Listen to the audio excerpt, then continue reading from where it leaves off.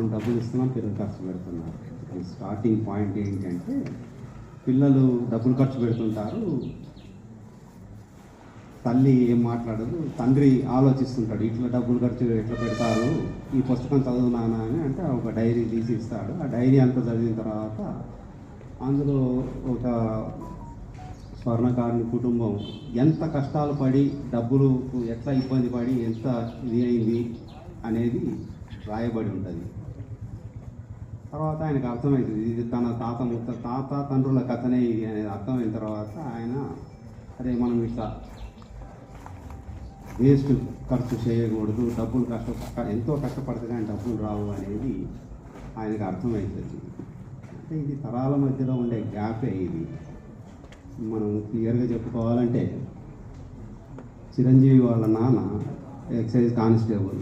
చిరంజీవి పుట్టేటప్పటికి వాళ్ళ ఇంట్లో సైకిల్ మాత్రమే ఉంటుంది, రూపాయికి ఇబ్బంది పడుతూ ఉంటాడు.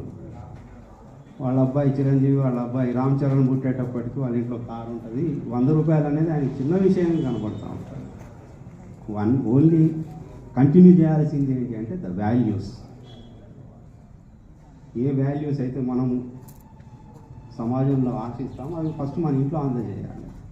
That was communicated in the story. బాగా రాశారు.